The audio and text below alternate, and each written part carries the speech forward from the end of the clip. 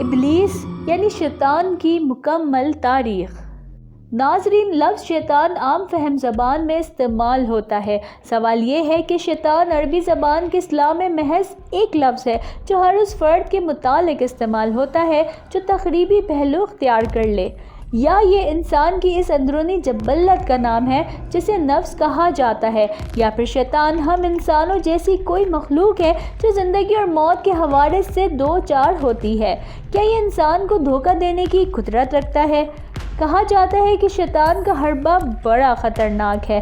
ہم معصوم انسان جو اپنی ہر غلطی کا ذمہ دار شیطان کو قرار دے کر خود بری ذمہ ہو جاتے ہیں، کیا واقعی میں شیطان ہماری ہر غلطی کا ذمہ دار ہے؟ آج کی ویڈیو میں ہم اسی موضوع کو لے کر حاضر ہوئے ہیں۔ ویڈیو شروع کرنے سے پہلے اپنے سب دیکھنے والوں سے گزارش ہے کہ اگر آپ نے ابھی تک ہمارا چینل اردو نیوز سبسکرائب نہیں کیا تو پہلے چینل کو سبسکرائب کریں اور نیچے دیے گئے بیل آئیکن کو دبائیں تاکہ آپ کو ہماری دلچسپ اور معلوماتی ویڈیوز سب سے پہلے موصول ہو سکیں۔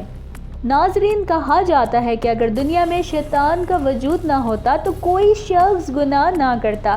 شیطان نے آدم کو جنت سے نکلوا دیا اور اب دنیا میں لوگوں سے گناہ کروا رہا ہے۔ عیسائیوں کے نزدیک شیطان یا ابلیس ایک فرشتہ ہے، لیکن اسلامی تعلیمات کے مطابق ابلیس انسانیت کا کھلا دشمن ہے اور اس کی دلی آرزو یہ ہے کہ جیسے وہ بارگاہ الہی سے ٹھکرایا گیا ایسے ہی تمام انسان اللہ سے دھتکار دیے جائے۔ قرآن مجید اور حدیث سے یہ پتہ چلتا ہے کہ ابلیس کا تعلق جنات سے ہے۔ ابلیس آگ سے پیدا ہوا، ابلیس کا سلسلہ نسل چل رہا ہے۔ ابلیس نے اللہ کی نافرمانی کی اور تکبر کیا۔ سوال یہ ہے کہ جب ابلیس فرشتہ نہیں تھا تو پھر اسے سجدہ کرنے کا حکم کیوں دیا گیا؟ اس کا جواب یہ ہے کہ اسے اپنے علم اور عبادت کی وجہ سے آسمان میں ایک بہت بلند مقام حاصل تھا۔ ناظرین، کیا آپ جانتے ہیں کہ انسانوں سے پہلے اس کائنات میں جنوں کا وجود تھا؟ قوم جن میں سب سے پہلے تارانوس نامی جن کو تخلیق کیا گیا۔ جس طرح حضرت آدم علیہ السلام کو ابو البشر کہا جاتا ہے، اسی طرح تارانوس کو ابو الجن کہا جاتا ہے۔ ان کا لقب جان تھا۔ ان کی تخلیق ابلیس کی تخلیق سے کم و بیش 1,44,000 قبل ہوئی۔ ذات باری تعالیٰ نے انہیں شریعت اور احکام دیے، ان کی شادی ہوئی اور نسل بڑھی۔ ان کے ہاں اولاد کی موت نہیں ہوتی تھی، اس لیے ان کی قوم کثیر تعداد میں بڑھی۔ ایک وقت ایسا آیا کہ اپنی سرکش فطرت اور تکبر کے سبب جب یہ قوم سرکشی پر اتری تو ان کی بدعمالیوں کے سبب تخلیق کے 36,000 سال بعد ان کی کثیر تعداد موت کی نذر کر دی گئی۔ اس کے بعد چلپانیس نامی عابد اور پرہیزگار جن کو بچ جانے والوں کی رہنمائی کے لیے منتخب کیا گیا۔ چلپانیس بھی اپنی قوم سے بیزار تھے۔ آہستہ آہستہ قوم کی بدعمالیوں نے عذاب خداوندی کو دعوت دی اور جنات کی یہ قوم بھی ختم کر دی گئی۔ چلپانیس کے بعد اس اجڑی ہوئی قوم کی ہدایت کے لیے ایک بہت عابد اور زاہد جن بلیکا کا انتخاب کیا گیا اور احکام الہی کو پہنچانے کے ساتھ ساتھ اسے بادشاہت بھی عطا کی گئی۔ 36,000 سال بعد قوم پھر اپنی بدعمالیوں کی طرف لوٹی تو عذاب خداوندی نے ان کو ایک بار پھر تباہ و برباد کر دیا۔ بچی کچی قوم کو اللہ نے ایک اور نیک عابد حاموس جن کے سپرد کر دیا۔ اسی دور میں ابلیس کے والد اور والدہ کی پیدائش ہوئی۔ ابلیس کے باپ کا نام چلیپا تھا اور ماں کا نام نبلیس تھا۔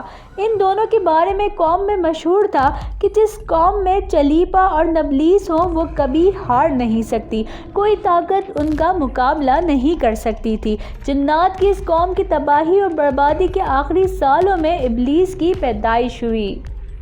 ناظرین، روایات سے ملتا ہے کہ یہ جنات اتنے طاقتور تھے کہ کبھی دوسرے آسمان پر اور بعض روایات میں تیسرے آسمان تک بھی پہنچ جاتے تھے اور فرشتوں کے لیے تکلیف کا باعث بنتے تھے۔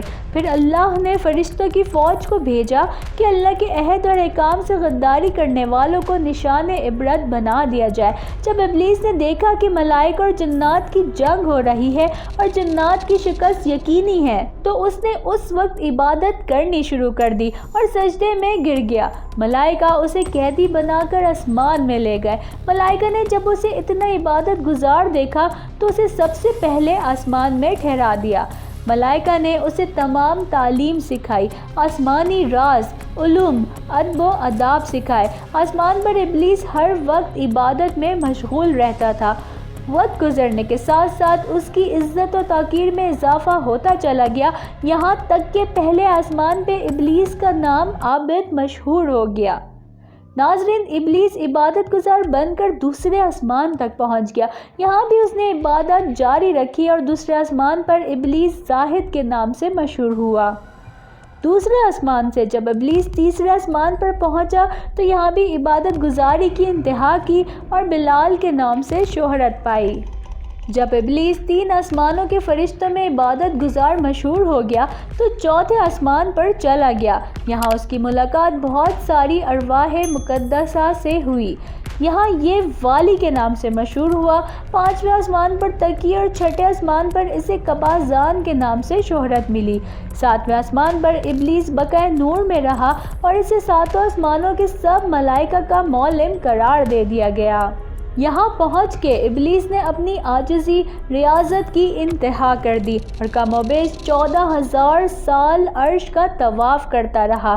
یہاں اس نے فرشتوں کے استاد عزرائیل کے نام سے شہرت پائی۔ اس قدر عبادت کرنے کا صلہ ابلیس کو یہ ملا کہ اسے داروغائے جنت رضوان کی مدد کرنے کا حکم دے دیا گیا۔ یوں ابلیس کو جنت میں داخلے کا پروانہ مل گیا۔ جنت میں بھی اس نے اپنے علم و فضل کے دریا بہائے اور داروغائے جنت رضوان کو بھی اپنے علم سے سیراب کیا۔ اس دوران ابلیس کے دل میں اپنی قوم کا سربراہ بننے اور انہیں راہ راست پر لانے کی خواہش جاگی۔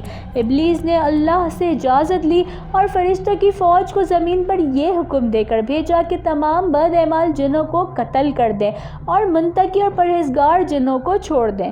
فرشتوں نے بالکل ایسا ہی کیا اور روئے زمین پر ہر برائی کا خاتمہ ہو گیا۔ نیک جنات کے ساتھ ابلیس زمین پر درس و تبلیغ میں مشغول ہو گیا۔ روایت میں ہے کہ زمین کے ایک ایک انچ پر ابلیس نے اللہ کی عبادت کی ہے۔ یہ نظام چلتا رہا یہاں تک کہ اللہ تعالیٰ نے جبرائیل کی تخلیق کی۔ روایات میں ہے کہ جبرائیل امین عالم وجود میں آتے ہی سجدے میں گر گئے اور 30,000 سال طویل سجدہ کیا۔ ابلیس نے ایک روز دیکھا کہ لوح محفوظ پہ فصیح عربی میں یہ عبارت تحریر تھی: اعوذ باللہ من الشیطان الرجیم۔ ابلیس بارگاہ الہی میں حاضر ہوا اور پوچھا، یہ شیطان مردود کون ہے جس سے پناہ مانگنی چاہیے؟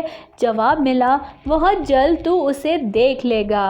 پھر اللہ نے فرشتوں سے اپنا نائب بنانے کا ذکر کیا اور آدم کا پتلا تیار کر لیا۔ پتلا تخلیق فرما کر زمین پر بھیج دیا گیا۔ ابلیس نے ایک دن پتلے کے اندر جا کر اندرونی بھید اور راز معلوم کیے مگر دل کے اندر تک نہ پہنچ سکا۔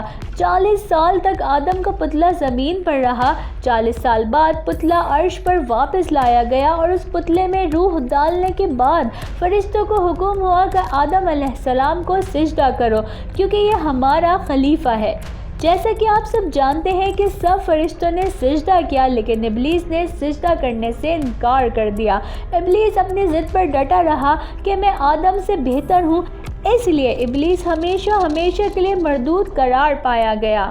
ابلیس نے بارگاہ الہی میں عرض کی کہ اگر میں اتنا ہی برا تھا تو مجھے میری عبادت کا صلہ دیا جائے، میری یہ خواہشیں پوری کی جائیں، مجھے اس وقت تک موت نہ آئے جب تک اولاد آدم کا آخری فرد بھی زمین سے نہ اٹھا لیا جائے، مجھے طاقت دے کہ میں تیرے بندوں کو راہ حق سے بھٹکاؤں اور انہیں بہکاؤں، میری اولاد بہت ہی زیادہ ہو اور ان کی طویل عمریں ہوں۔ بارگاہ الہی سے ابلیس کی یہ تمام خواہشیں پوری کر دی گئیں۔ ابلیس کی ایک خواہش یہ بھی تھی کہ میں جو رنگ، روپ، شکل، صورت، ہیبت چاہوں اختیار کر سکوں۔ اللہ نے ارشاد کیا، تیری یہ خواہش بھی پوری ہوگی مگر تو کبھی بھی نبی اکرم صلی اللہ علیہ وسلم کی صورت اختیار نہیں کر سکے گا جسے میں زمانہ آخر میں پیدا کرنے والا ہوں۔ ناظرین، یہ تھی ابلیس یعنی شیطان کی حقیقت جس کے بارے میں بہت سے افسانے بنائے گئے ہیں۔ ہم امید کرتے ہیں اس ویڈیو کو دیکھ کر آپ کی معلومات میں اضافہ ہوا ہوگا۔ آپ سے اجازت چاہتے ہیں، دیکھتے رہیے اردو نیوز چینل۔